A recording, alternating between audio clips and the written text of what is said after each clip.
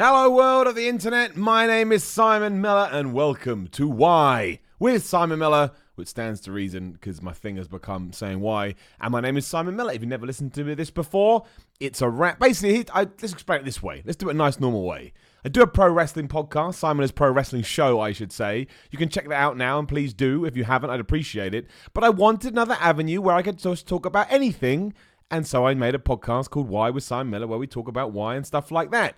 It's all supported by patreon.com/Simon316. If you're watching this live on YouTube, which you can do every Thursday, there's a link in the description. And if you get a couple of minutes, if you could check that out and even donate $1 into the support fund, it helps me do more of this, especially because, as you'll see, we're going to evolve the process soon. And again, if you are live on YouTube, slam me a super chat with a little button down there below the chat, and I will read out and answer any question you would like. If it's morally offensive, I'll still address it, but otherwise you can say whatever the hell you want. Otherwise, we are on iTunes, Spotify, Google Podcasts, Player FM, everything. And if you are listening to this on the app, give us a 5-star review. You can say whatever you want. You can say Miller's a bald idiot. The point is, the more 5-star reviews I get, the more visible the podcast becomes, and hopefully we can grow it. Also, give me a follow at Simon316 on Twitter and Instagram, especially Instagram if you're only going to pick one. I'm trying to grow that. And yeah, if you're not on YouTube, or if you are on YouTube, give me a subscribe. YouTube.com/The Miller Report Rules, or just search for Simon Miller and find my picture. YouTube channel's doing all right at the moment, and it's all down to subscriptions. So if you are, hovering around my page right now, smash the subscribe button. Before we do begin, I do just want to mention Lionheart, a UK professional wrestler who passed away within the last 24 hours. Nobody quite knows yet what the deal is. It sounds like he committed suicide. I'm not going to pass any more comment than that, other than to say it's awful, it's a horrible situation, and all the love in the world to his friends and family. I'm not going to pretend I've ever met him. I knew him mostly through wrestling magazines. When I used to read wrestling magazines when I was younger, because he'd been going since 2002. He'd always get mentioned here and there. Excuse me, only ever heard nice things. So, yeah, I mean, that's all I'm going to say. Shout out to Inez Reynolds in the super chat who just says, "Hi, Simon. Love you." It's nice, isn't it? I love you too, Inez. Let's go and get married. Right, today we are going to talk about OJ Simpson. Controversial topic, as we know, but within the last week or so, I think it happened over the weekend, he joined social media. He joined Twitter, and I genuinely couldn't believe it. Now, this is going to sound a bit weird, and I don't mean it how it sounds, but I'm quite fascinated by the O.J. Simpson's case, and I think a lot of people are. I watched the Netflix, was it O.J. Simpson versus the People, or whatever, the People versus O.J. Simpson with Cuba Gooding Jr. and John Travolta. I've watched the 9-hour documentary on ESPN. I've seen the interview he did where he basically admits to doing it without saying that he was going to do it. I've listened to podcasts. I've read books. I've read the Marsha Clark book, who was the lead prosecutor in that case. I just find it absolutely incredible. So as he joined Twitter, I thought, we'll start there. Now, when you go and look back at the O.J. Simpson case, it soon, transitioned away from being a murder trial into it being what's the word? Well, shining a spotlight on the race issues that are still happening today, but I mean, in the mid-90s, that were happening in LA specifically with all the riots and the unlawful killings. And that's the direction that it spun off into.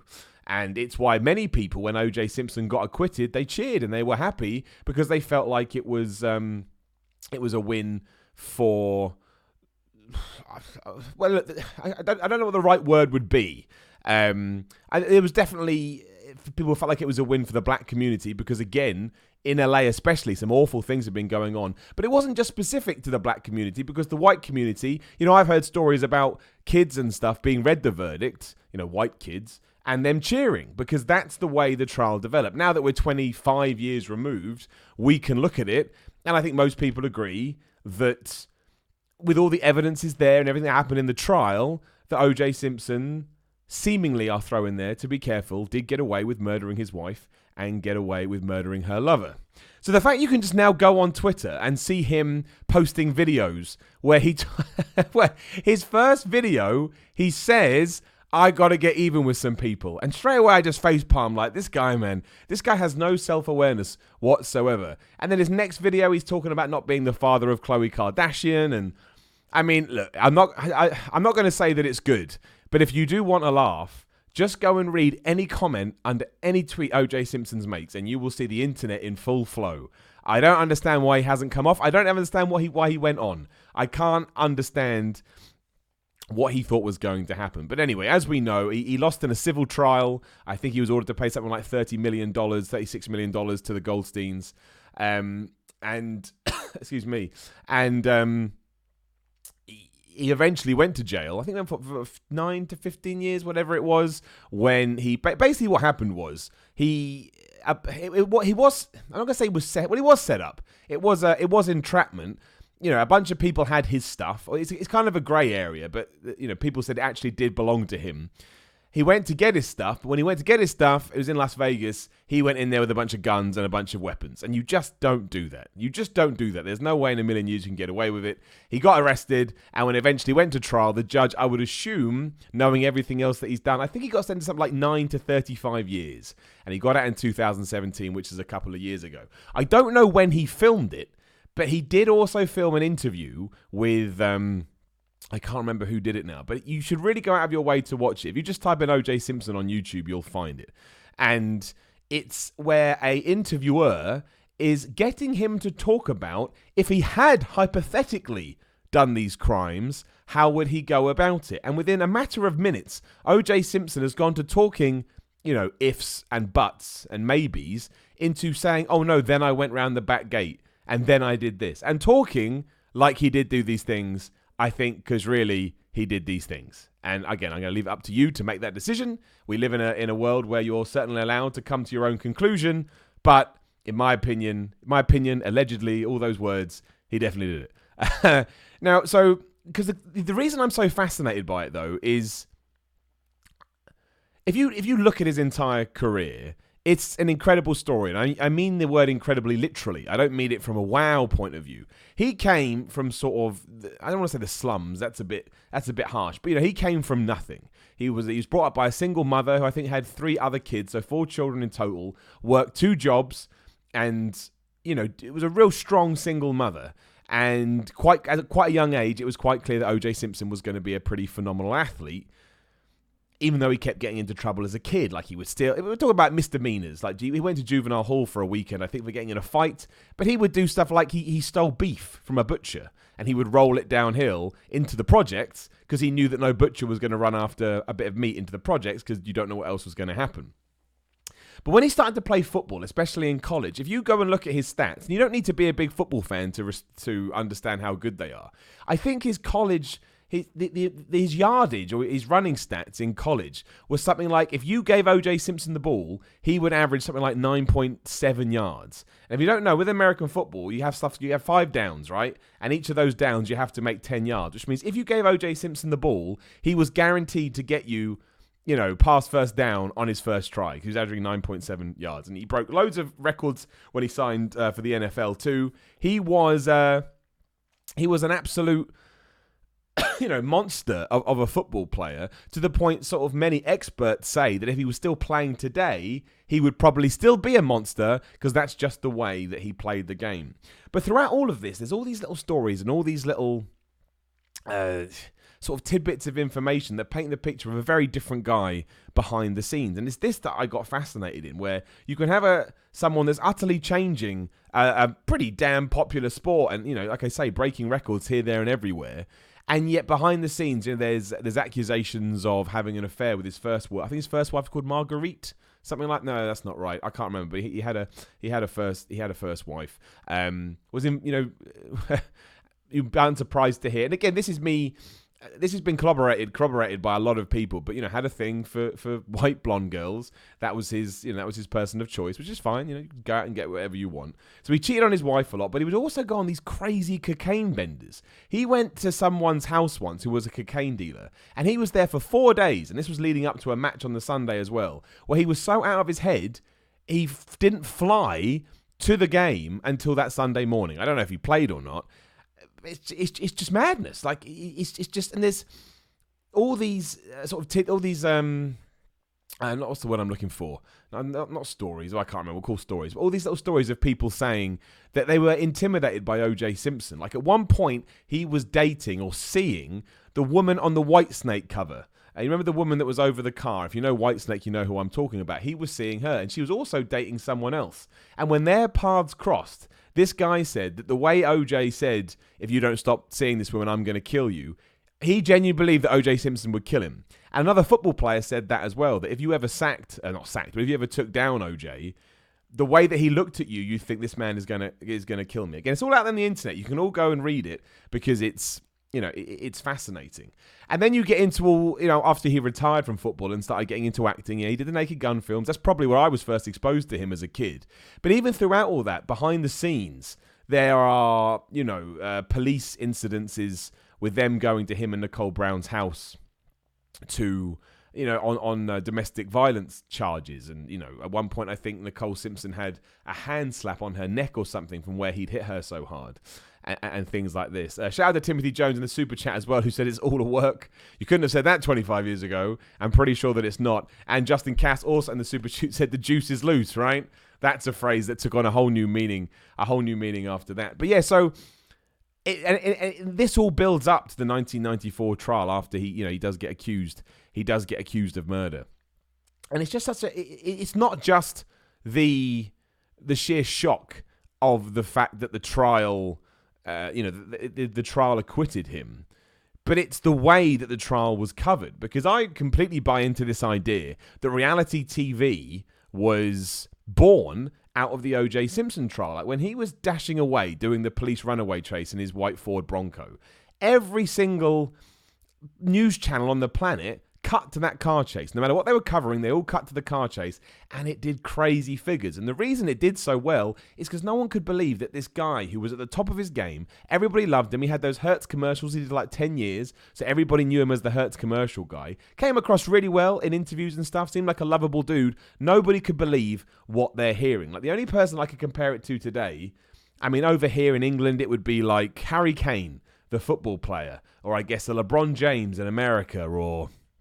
Oh, I don't know. There's loads of guys. But if you heard, like, if all of a sudden Harry Kane was driving down the M25, which is a big road over here in England, and there was rumours that he'd killed his wife and her lover, I guess you'd believe it more just because we've had, presidents for this. But in 1994, it's utterly mind-blowing. And what producers and directors and TV companies saw is they had such good engagement and they had such good viewing figures. I mean, on the day of the trial, the verdict for the trial, Domino's Pizza ran out of pizza because everybody was sat at home waiting and watching to see what was going to happen. Again, you can go read all of this. I don't know why I'm so fascinated about it, but I just am. And you should watch the ESPN documentary especially. There's a 3-part thing. It's long, but again, you can watch it in parts. You'll love it. Excuse me. But that's where reality TV was born, in my opinion. Again, this is not my theory. I've read stuff on this, but I completely agree with it. But that's where reality TV was born because, again, producers and directors said, well, how do we tap into this engagement that we've got? Because the reason people loved it so much is that it wasn't fake. It wasn't a story. This was a real fall from grace. And for some reason, we as human beings are fascinated by that. So... And that's where it all began. That's when people started going, okay, we can get real people and we can tell real people's stories, but we can, wrong word, but I'll use it, we can manipulate that through the power of a camera and through the power of production, and we can try and tell these stories, but the audience will think it's real. And it all comes down to everything that happened here with OJ Simpson. And he's a fascinating character. Like, you should absolutely go and watch the interview where he released a book that was called If I Did It.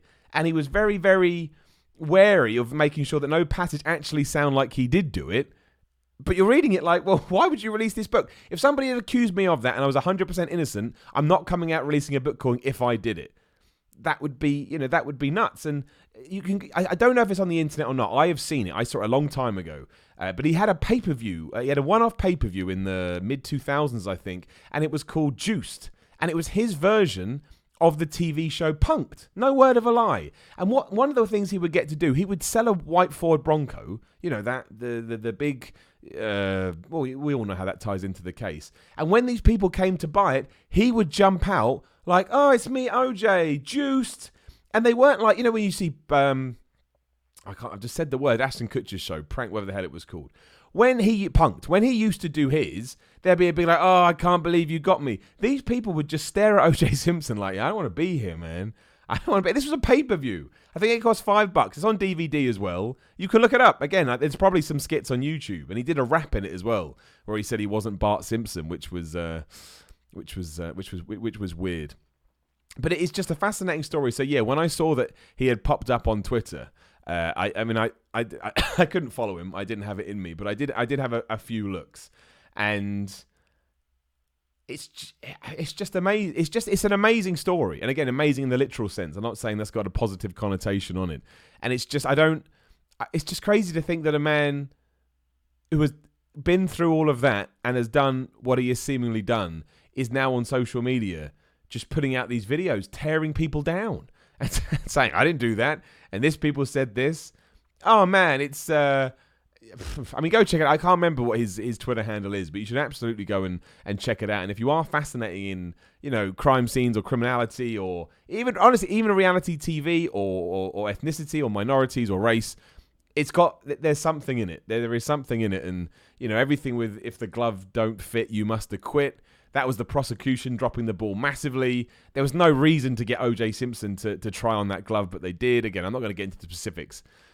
But it just kind of goes to show how open social media is. Like, anybody can go on social media. And I think, and this is just my opinion now, but I think the reason OJ Simpson has gone on there, again, because he has no self-awareness whatsoever. And he probably believes everything that he says, I'd imagine, and he's allowed to do that.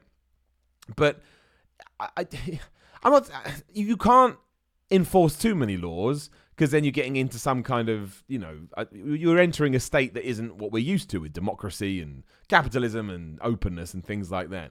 But when you actually take a step back and think what Twitter and social media is, it is incredible that you can have a platform. I think he's got something like 700,000 followers now. He's only following like 10 people, one of which is his lawyer, by the way, which really cracked me up. I tweeted that as well at Simon316.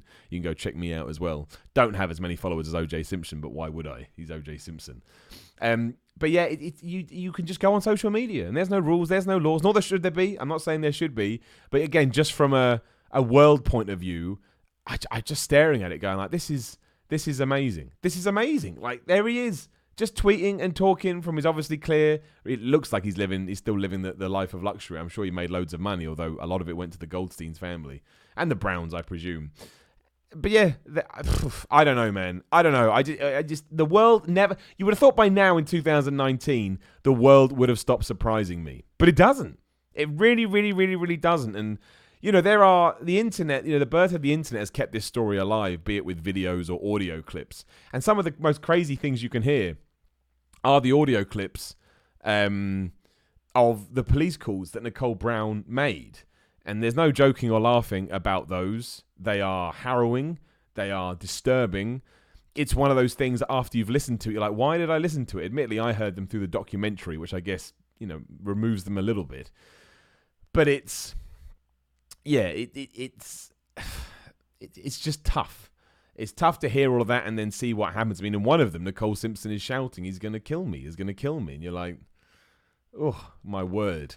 But yeah, what else could I have talked about this week to kick off the podcast? It's somebody that I have read about a lot and watched about a lot. And there I was, I think on a Sunday morning or Saturday, whenever the hell it was. And somebody had retweeted this video of OJ saying he was going to get even with loads of people. And I was like, oh my gosh, he's going what does that mean? Surely he's already got even with everybody. Surely he's done it. But that's OJ Simpson. And you really can't appreciate the fall until you realize how high he was. Like, he wrote an autobiography when he was 22. Now, that's probably that probably kind of sums him up, to be honest, to write an autobiography at 22. And the fact that he thought he could have a coke-filled weekend and still play in an NFL game. Somebody in the comments a minute ago called him a low-key narcissist, and he probably is. I've done a lot of reading about narcissism based on, when you sort of hear about these characters and you want to try and make sense of it. And yeah, I mean, people say that Donald Trump is a narcissist, and again, there are traits there. People that kind of see the world only from their point of view and only from their vantage point and won't budge at all. And that would make perfect sense. If you think you are the center of everything and you think you are the greatest thing on the planet, then of course you can turn up on a Sunday and just play an NFL game after doing a load of coke all weekend. Of course you can. Of course you can write a book when you're 22 years old. You're OJ Simpson or whoever the person may not to be. You can just insert yourself into these equations and that's fine. But yeah, he's on Twitter now. You can go follow him. You're allowed your opinion either way. I just find it incredible. I find it incredible that this is the thing that can even happen. Social media has done a lot of good for the world, like especially we're talking about mental health. last week or 2 weeks ago, or whenever it was. And I think social media is great for that, especially Twitter, because some people do reach out and they do get help, and people are always tweeting out phone lines you can call or support systems. But again, it's that I hate that word, but it is the juxtaposition of that and then OJ Simpson tweeting out videos where he's going to get even with everyone and telling us that he's not the dad of Khloe Kardashian. I didn't even know that was a rumor. That was a proper Barbra Streisand effect, which I should probably explain, which I use a lot and people say, I don't know what that means. But yeah, the Barbra Streisand effect is based, I think there's a whole Wikipedia, in fact there is, let's look it up. I think there is a whole page, where's my mouse? There it is.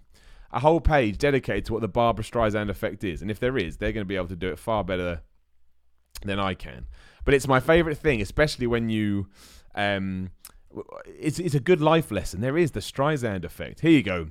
This is on Wikipedia. You can read it now if I say anything you don't understand. The Streisand effect is a phenomenon whereby an attempt to hide, remove, or censor a piece of information has the unintended consequence of publicizing the information more widely, usually facilitated by the internet. So, this is the story. It is named after American entertainer Barbra Streisand, whose 2003 attempt to suppress photographs of her resident in Malibu inadvertently drew further public attention to it. Similar attempts have been made, for example, in cease and desist letters to suppress files, websites, and even numbers. Instead of being suppressed, the information receives extensive publicity and media extensions such as videos and spoof songs, often being widely mirrored on the internet or distributed on file sharing services. So yeah, basically what happened was Barbra Streisand wasn't happy that the location of her house had been revealed in this tiny magazine that nobody read. She sent something to them saying, stop doing this. All the big newspapers caught up on it and said,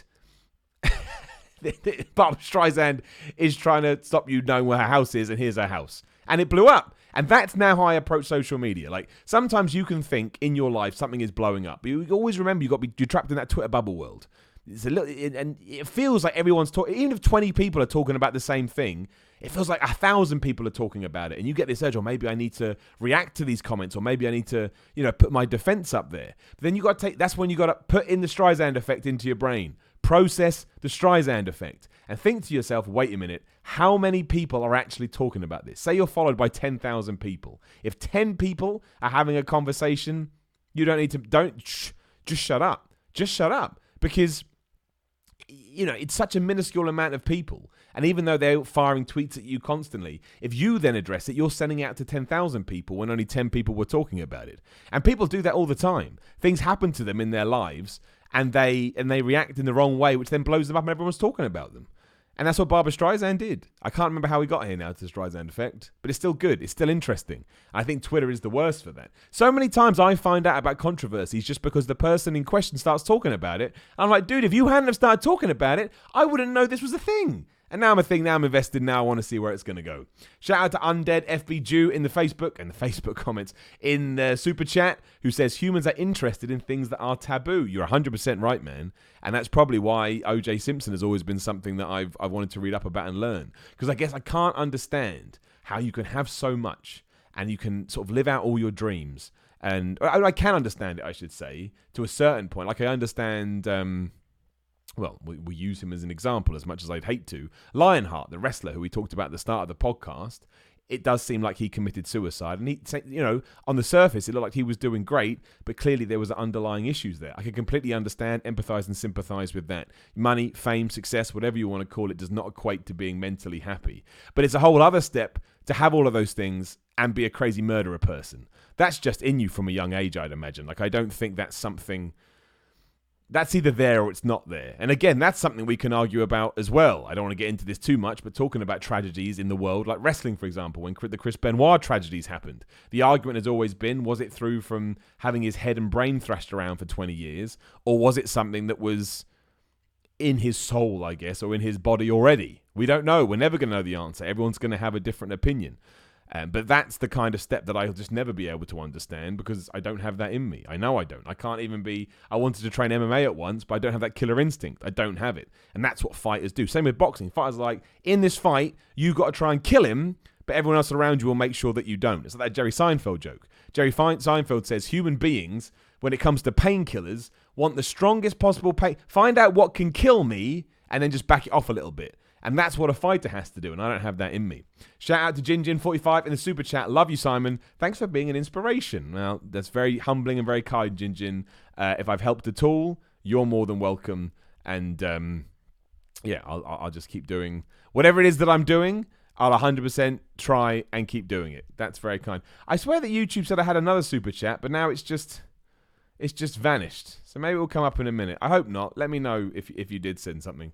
Again, you can ask any question you want in the super chat. Just throw it in there and we can talk about it. You can talk about OJ, you can talk about Benoit now that it's been brought up. You can talk about mental health. You can talk about the Streisand effect. You can talk about anything you damn well please. But yeah, there is...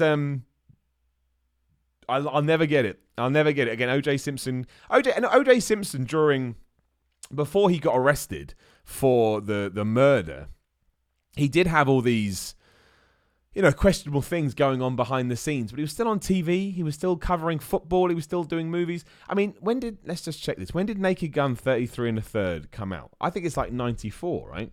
I like Naked Gun 33 and a Third, by the way. Everyone says that's crap. I like it. So Naked Gun 33 and the Third came out in 94. So this is literally months before the what do you call it? The trial started or the crimes happened. So which means when he was filming all those movies, he was in constant contact with the police because Nicole Brown was, giving them. I think in 1 year. It was like 9 call-outs. Maybe it was 2 years. I can't remember. But either 1 or 2 years, there was 9 call-outs to police about domestic abuse charges, which is a lot. And I think at one point, OJ Simpson even said something like, I think his excuse for one of them is they were having a mutual wrestling contest. And it got out of hand. I honestly, if you're into this kind of stuff and you're into the idea of celebrity and you're into the idea of 24-hour news and reality TV and everything that has become, which I understand is a very niche subject to be interested in, you owe it to yourself to go out and read things like this and watch it because you'll be fascinated. You really, really will. It will show you how very much this, and that's why I still think about it today, how it shaped the society we're living in. And I can only imagine what this would have been like if Twitter had been around. It would have been divisive, it would have been controversial, and it would have been difficult. It's still difficult now because 2 people died, and yet the focus is on the other side. And maybe it's always going to be that way. It's much like, Ted Bundy has been in the media a lot recently with movies and the Netflix documentary, and I think a book came out. And none of them have ever really focused on the victims. The victims is just a number. He killed something like 47 people. It was a lot. I don't know the specifics. And they do give out the names and stuff, but of course the focus is always on the killer because that's the one that doesn't make any sense. And that's why, again, that's where the fascination comes in, because most of us are going to be like, well, I can't even, I can't gel with that person at all. So hopefully somebody can present a documentary that at least makes some sense of it. And if not, well, I can just take the information and do whatever I want. Shout out to Jason J, who was signed up to the YouTube membership program. Just to explain that, you'll see a join button below the video. You can smash that join button. You can become a member of the channel. It basically ties into my Patreon. If you're a $5 patron, you can join my weekly Q&As. They go up, like I say, every 7 days. And because it's $5 to join the YouTube membership program as well, I thought I'd offer that. And then I'll make sure I post the link in the community feed once a week, and you can come join in my Q&As. So thank you very much. Thank you very much to Jason J. So there we go. It's oh jeez. Every time my cough is gone, and every time I do this podcast, the wrestling podcast, it just comes back. I'm guessing it's because I'm just talking too much, but hell of it isn't annoying. And I never get ill either. Loads of people say that I never get ill, and you're like, well, you must get ill eventually, but I genuinely don't. I haven't been ill like this since like December 2017. My word, 2018? No, 17. I was so ill in December 2017. I'll do this super chat and then I'll explain. Shout out to Neil T. Si, when it comes to OJ fame, etc., you're arguably now a known personality. Has even a smaller level of fame changed how you live your life day to day? Well, Neil, I don't really see myself that way. So I guess that is the difference. And if we're talking about OJ, I think OJ definitely saw himself that way. I will say that one of my favorite things in the world is when people come up to me in the street randomly and ask for a picture or say nice words. I don't know why that means so much to me, but it does. It makes me feel like I'm doing a good job, I guess, and I enjoy it. It fills up my self-worth tank, and long may that continue. But no, I guess in that sense, so no, it hasn't changed the way I live my day-to-day. But then again, I try and be as humble as possible. I think humility is really important to make sure that these things continue. I never want to get an ego or get ahead of myself, because pride comes before a fall, right? I truly believe that. So no, it hasn't. If things continued on, would it? I'd hope not. I'd hope I just... because I'm hoping that any success or any, notoriety that I have received is hopefully because, again, I really try and pitch myself as me. I think, because I know what I like. I like it when people are honest and genuine. They're the people I click with the most. So I always felt like, well, if you're not doing that, it's not going to work. And I found that out the hard way, because I used to have a character, I'm sure some people will know, called the Miller Report. Simon the Miller Report Miller. And he was a character that I made up when I was doing video games coverage, because I was just bored. I was just bored of the weekly video game coverage YouTube channels were doing. There was nothing wrong with it. It just wasn't my cup of tea. So I thought, well, wouldn't it be funny if we started doing video game interviews, but the person doing the interviewing was a moron? And I was like, I'll do that. I can do that. I can be a moron. So I started. Why the hell? I've totally lost my train of thought. You can tell I'm tired. Why the hell am I talking about the Miller Report? I've absolutely no idea. I'll finish the story. If someone could remind me in the comments what the hell I was on about, my brain just shut down. You can tell I'm tired. I am tired. I haven't slept all week. But yeah, so I just started doing that, and eventually, it was just. No, I can't finish this story because I have no idea what I'm talking about. Brains are weird. Like, I knew what I was talking about, and for some reason it just fluttered away. Like, what distracted me in my cerebral cortex, or whatever it's called, to all of a sudden just make me go, why are we talking about the Miller Report, Simon? I know we were talking about notoriety and stuff like that, but how we got there, I don't know. But hey, that is what I used to do. You can look it up. You already know. Shout out to Lionheart DeBose in the super chat. Have tea with ginger and honey before you start your podcast. That's what singers do. I would do that, Lana, and I appreciate you saying it. The problem is honey's got a load of sugar in it, and I got crazy diet that I stick to. That's the truth. I'm that guy. Also, I thought we were meant to. I hadn't heard from you, Lana, so I thought you were busy. I thought we were going to do a podcast today. So please drop me a Patreon message and we can get that booked in for next week. I would like to talk to you again. It was a lot of fun last time. No problem or anything like that. It's all good. But I had it down for today, and I meant to message you, and then I didn't because life got away from me today because I am an idiot. But yeah, the notoriety thing. I mean, yeah, long may it continue. I hope anyway, because again, it makes me feel like I'm on the right track, and we'll see. We'll see where it.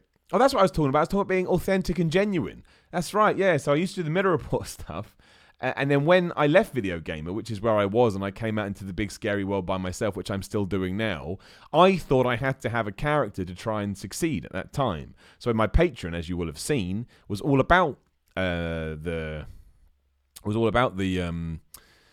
character and not me. And then eventually when I changed that is actually when I started finding more success, and that was a real eye-opener for me. You can still have fun and do dumb stuff like that, but I think 90% of the content you're putting out there, people just like to see, well, hopefully like to see you.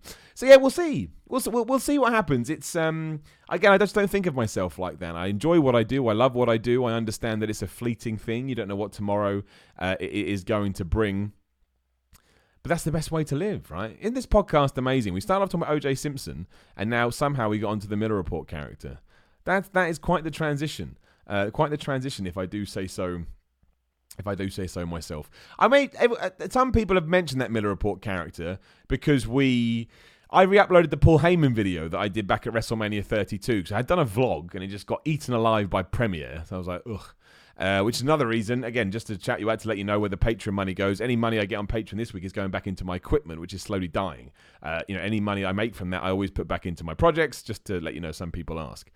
And I re-uploaded that, and it's the Miller Report character. And I had so many people going, "What is that?" Because of course they wouldn't know who it was. But it is fun. How I'd be able to get away with it now, I don't know, because I think not a lot of people know what that is. But we'll still do more of that stuff. I like being a moron on YouTube, and I like the fact the YouTube channel right now is doing pretty well, touch wood, long may it continue. And it doesn't follow the YouTube rules. Everyone always told me, and everyone says, even if you read an article, that YouTube, you should find a niche and you should stick to it, which you absolutely should. And I'm sure, if I could only do the YouTube channel, I'd have to have some thoughts about the content that I put up there. I hope that doesn't happen, but you see what I'm saying. But the fact that everyone always calls it a bag of rebels, my YouTube channel, and I like it. That's what about this. My YouTube channel to me is just where I take my crazy brain, and as we've proven, I do have a crazy brain, so I can't remember what I was talking about, and we just throw it into the world. And then we see what happens. So, daft videos will go up. Some people don't like them. It's quite podcast heavy at the moment, but that's cool. I just like reacting to things. Like, if an idea pops in my brain. That's the cool thing about YouTube and social media, which kind of ties into what we're talking about. You can have a cool idea, And as long as you have like the technology and the equipment to make a video or whatever, you can just throw it up on YouTube within a few hours. And people will react to it. And people will like it. And people will tell you it's crap. And people will do 1,000 things. Like right now, I'm sat in my house in a little village just outside of London. And a bunch of people are watching me from around the world. I saw somebody in the comments earlier saying they're from Trinidad. How is that a thing? How the hell is someone from Trinidad watching on my computer? And then later on, what will happen is I'll try and check my mail on my phone. It won't work, and I'll throw my phone down like stupid phone. What, the phone that sent the signal into space and retrieved magic letters? Yeah. What a stupid world we live in. Rubbish. I watched a video last night about how the world may be a simulation. I know there's loads of videos out there, and when you watch them, it's like crazy conspiracists talking.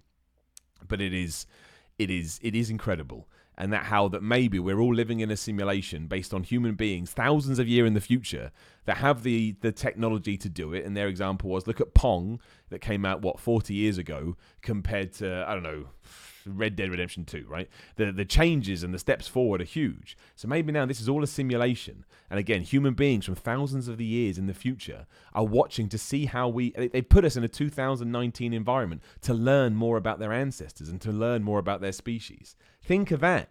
Isn't that amazing? And then, within worlds, you could have other people creating other simulations. I mean, it's too much when you start thinking about it like that. But it could be true. We don't know. No one knows. Maybe this is simulation. Maybe I've been programmed to do this podcast, and maybe I've been programmed to make these quotes so it sounds more conspiracy theorist, but really it's happening. You don't know. Timothy Jones in the super chat. Me and my girlfriend were having a serious discussion. I can't remember what about, but she eventually asked why. So I responded, why? Slapped my head a few times. Here's why. I slept on the couch that night. Brilliant. Wonderful. Loads of people tell me when they hear the word why, they say, here's why. And I think one of the reasons is if you actually listen, I didn't do this intentionally. I think it's just a happy accident. If you listen to how people say why, they do it in that. Why? If they're talking to themselves. Like if someone says, I'll tell you what I'm going to do to that guy when I beat him, whatever. And I think that's what it is. And I think I've managed to spark something in your brain. So I'm all right with that. Thank you very much. I never thought that why and slapping my head would be a thing. But now that it is, I'm very happy. It makes me very pleased. I love it. And again, long may it continue, like anything else. Inez Reynolds, are you doing more Week in Gaming podcasts? Love this, but also missed that. Understand you're a busy man. Much love. Yes, we were meant to do 2 this week. But the one on Monday, the guy changed his mind and he wanted to do the wrestling podcast, which is fine. It's, again, patrons can come on the podcast. It's your choice. And then I was meant to do one with Sam yesterday, but my life just hit a brick wall. I was sick and things were breaking. We're going to do one next week. It's going to be a bit not as topical as I wanted because it will be focused on the E3. But no, we only took a break because Sam was moving house and he was going to E3 and I was ill and I had a personal problem that, again, patrons will know about. Week in Gaming podcast comes back next week. That's the 3 podcasts I want. I want the wrestling podcast, I want the gaming podcast, and I want this wrestling. Whatever I didn't say. Those are the 3, though. Why? Wrestling, video games. So yes, they'll all come back. I was going to run them Monday, Wednesday, Friday, but Friday's just a lesser day on YouTube. It just is because people are out and about doing stuff. So Monday will be Week in Gaming. Wednesday will be the wrestling. Thursday will be Why with Simon Miller. And again, you can find them all on iTunes. Lionheart says, my bad, wrote you back via Patreon. Don't worry about it. It's all good. It's all good. I just assumed you were busy. You've always been very nice and very kind to me. You're a lovely person all around. You don't have to worry about it. We'll do one next week. I promise. We'll book it in. I look forward to talking to you. I really, really do. I totally lost my train of thought now because I went on a crazy journey this time. I'm trying to think if I've seen a movie or anything. It was fun when we talked about movies before. I did see they're releasing a new cut of Avengers. They're going to release Endgame back into cinemas, but with some deleted scenes. I think just to try and get them over the hump to beat Avatar, which is still the #1 box office draw ever. I'm like, that doesn't count. You can't release re-edits into the thing just to... I mean, you can, and it will be in the record books. But I thought that was weird. I always look up film stuff, and I was like, well, this is a bizarre thing to do. But hey, that's apparently what we're going to do. Still a great movie, that Avengers film. Like, it was awesome. And I think it was at Comic-Con or something. The guy that runs it, I can't remember his name. He said that he wants to try and recruit Keanu Reeves into the Marvel Universe. That's got to happen. We've got to get Keanu Reeves into the MCU. I don't know why Keanu Reeves is such a good person, but he just is. There's just something inherently likable about him. And I don't know. I don't even watch his films. I've never seen a John Wick. I don't think I've seen a film that he's done in the last 5-10 years. I didn't like The Matrix. I like the first movie. The second movie, The Matrix Reloaded, is one of the only films I've ever walked out on. I thought it was awful, so I just left. And the cinema was really hot. The other one was Charlie's Angels 2, which kind of sums it up. And then I didn't see the third one because I was like, man, this doesn't make any sense. So But I still like him, and I still love him. And he's had a real hard time, Keanu Reeves, talking about the idea of celebrity. Like he had a miscarriage with his girlfriend or wife, and then his wife or girlfriend, whatever she was, passed away in a car accident. His sister went through a big ordeal. He had all that thing with being sad Keanu when he was on a bench.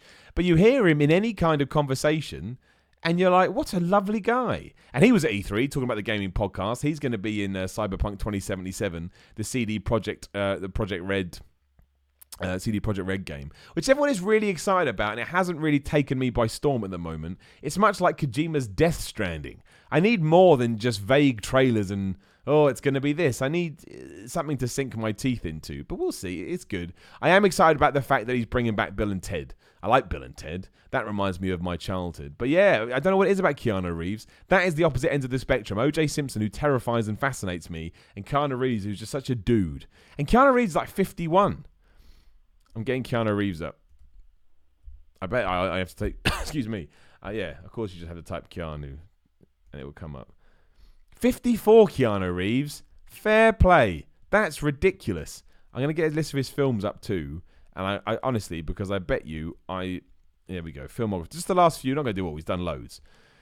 Bill and Ted Face the Music comes out next year. Toy Story 4, I'll go see Toy Story 4. But then, Always Be My Maybe, John Wick Chapter 3, Replicas, Destination Wedding, Siberia, SPF 18, A Happening of Monumental Proportions, John Wick Chapter 2, To the Bone, The Whole Truth, The Bad Batch, The Neon Demon, Keanu, which I presume is something to do with him, Exposed, Knock Knock, John Wick, 47 Ronin, Man of Tai Chi, Generation Henry's Crime. I'm just going to keep going. I'm going to keep going.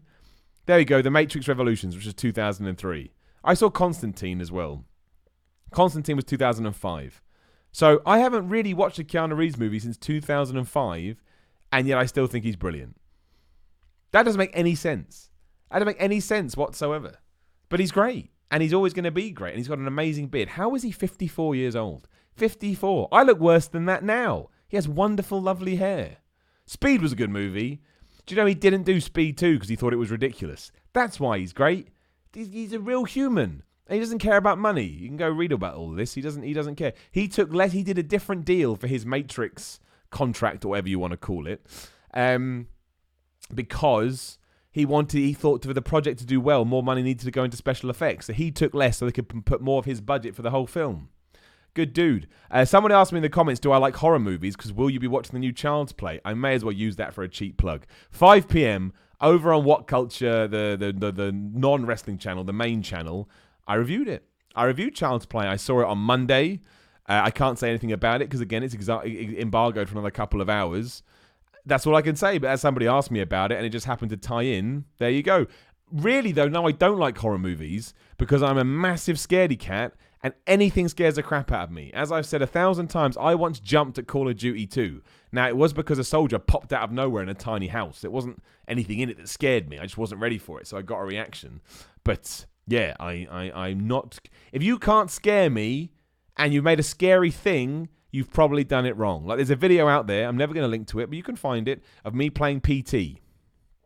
The worst hour of my life.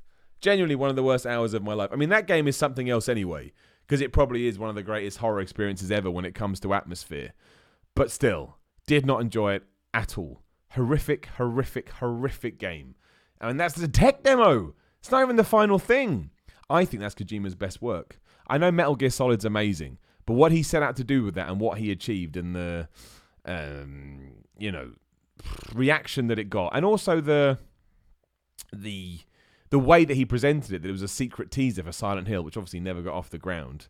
Amazing. Undead FB Jew says, please do a reaction to the new Ice 9 Kills vid when it comes out. Love the content you do. Always look forward to your vids. Dude, absolutely. Tweet me at Simon316 when that's out, and I will put it on the list. I love Ice 9 Kills, one of the best bands I found over the last 6 months. That last album they did was awesome. So yeah, absolutely, my friend. Consider that done. Tweet me when it's out and live. Give me the link. I won't watch it until obviously I'm doing it on camera, and we're in. David says the PT video is one of the best I've ever seen. Was very kind. You have no idea. It was so long ago now as well. Kojima retweeted that video. I mean, that's just nuts. He watched it and he enjoyed it so much he retweeted it. I'm not surprised. It's an advert for that game. Because if that game was meant to be a scary experience, you watched me just breaking as a human being. There's a spoiler, not really. Halfway through that video, I walk out because I can't handle what's going on. That wasn't put on for the camera. That was real. I was like, why the fuck am I playing this? Swear word for the podcast. Like, why am I playing this? Why am I playing this? For a video on YouTube, I don't need to be doing this. So I grumpily left and sat back in my chair. Then when I calmed down, I got convinced to go back in, and then something else happens 10 minutes on. I'm like, no, I'm not doing it. I'm not doing it. Awful video game, PT. I mean, brilliant, but awful. So yeah, that ties into my scary game stuff. I'm worse with scary games than I am scary movies, because it's the whole point that you've got a pad and you're in control. But yeah, I can't talk about Child's Play. However, my friend, 5 p.m, like I say, over on the What Culture channel, you can hear my thoughts. I did a review. It's probably not going to be like the reviews you expect, because I don't really review movies a lot. So I do it in my own way. Probably annoy as many people as it doesn't. But I still give you a good idea of the movie. And yeah, it does. It comes out tomorrow. I know a lot of people are excited about it because it does have a following, and it's had a following for years. Like, I think that's what, as I found out as I did some reading. I'd watched those movies in the past, but until like about a few months ago now, when it just popped up on social media or whatever, I didn't realize that Don Mancini, who created Child's Play or Chucky or whatever, wasn't involved. This is like someone obviously owns the rights, and they're doing it by themselves. And I think that creates some controversy too, because people are like, well, if he's not involved, am I going to like it? I'm not going to say anything else. I'm just setting you up into my world. But you can find out. 5 p.m. Loads of people have it. You can read it. Timothy Jones in the super chat. I heard you say something about doing podcasts with Patreon subscribers. How does that work? Well, my friend, again, thank you for that. Cheap plug for me. Patreon.com/SimonMiller316. There's a bunch of tiers. Within those tiers, again, you can join the different price tiers. You can join my Q&A sessions. You can get a postcard. You can get a personalized message. You can get a t-shirt. And one of them is you can get on the podcast. Now, full transparency, I did have to raise the price for that recently, just because I had so many people coming through the door. My entire life would have just been doing Patreon podcasts, which was amazing. And you have no idea how much I scrutinized within myself about putting it up. But I was like, I'm not going to get anything else done, and I don't want to let anybody down. At one point, I was doing like 5 a week, which is too much. It just is. So I do apologize for that, but it's the only way I could think to balance it out. That's just me being as transparent and honest as possible, because that's what I've always tried to do. But hopefully it's still fair to a point. I try to be fair. I try and make it feel like you're in a shop, you're in Sainsbury's or Tesco or Walmart or whatever. And if you put some money down, you feel like you're getting something back. So yes, just again, patreon.com/Simon316. The other thing I will always say is, I know people don't want to have big commitments, but even if you could just chuck $1 in there, you have no idea how much $1 helps, because if loads of people throw $1 in, it's awesome. And I really would like to, again, sort of focus more on these podcasts, but the only way to do that, unfortunately, was finances. But don't worry about it. They're still going to come regardless. I'm just, again, thank you, Timothy, for bringing that up. It gets me able to talk about it. Someone says, how is it shocking that OJ is on Twitter? Because he's a murderer. And while he may have been acquitted, again, I don't think you were here for the start of the podcast, which is fine. You don't have to. But I find it fascinating from my own Simon Miller point of view that someone, like I say, that is 99% allegedly, seemingly, throw all the words in there, killed 2 people, is now able to just join social media, and that's cool. And it is cool. He's allowed. He's allowed to do whatever he wants. But it doesn't mean I can't be like, oh my days. How? How did this happen? Right, let's round it up. OJ Simpson, man. Honestly, I read and I watch so much stuff about it. A podcast I enjoy listening to, Crime and Sports, actually released an episode the other day before I did this. And I was almost mortified to find out. It was a great show. I enjoyed it. They're really funny guys. But I was mortified in a way to find out I kind of knew everything they were talking about. I was like, maybe I've read and watched too much. But hey, there you go. There you go. He's on Twitter. He's a fascinating case study. As a fascinating part of history that will never be able to get away from. Whether that's good or bad is up to you. You're allowed your own opinion. I've just given you mine. In Why with Simon Miller. Again, do the opposite of what you're doing now. So if you're not on my YouTube channel and you're listening to this via the audio, just head over to Simon Miller, search for it on YouTube, give me a subscribe. You'll see me in my wrestling gear with a big Simon Miller sign behind me. And if you're watching this on YouTube, head over to Spotify, iTunes, Google Podcasts, Player FM, whatever. Oh, my Google alarm's going off. Hey, Google, not this again. Turn off the alarm. Ignored me. Well, and we're wrapping up anyway. And even if you just go over there to give me a 5-star review, again, you can say whatever you want. You can say bullheaded idiot. You can say Simon Miller told me to give you a 5-star review. You can say Simon Miller's a crap wrestler. You can say I hate Simon Miller. As long as you give it 5 stars, it just means it's more prominent within the iTunes or whatever search engine, and that helps loads. Thank you for everyone that always joins me. Again, we'll be back next week with a Pro Wrestling Podcast on Tuesday, and then we'll be back here in a week's time for more of this. Thank you to everyone in the chat. Thank you to everyone in the super chat. Thank you to all my patrons. Thank you to everyone that subscribes to me on YouTube. Thanks to my Twitter followers, my Instagram followers, everybody. And thanks for indulging my weird brain. Where do I push stop? There I go. I'll talk to you again soon.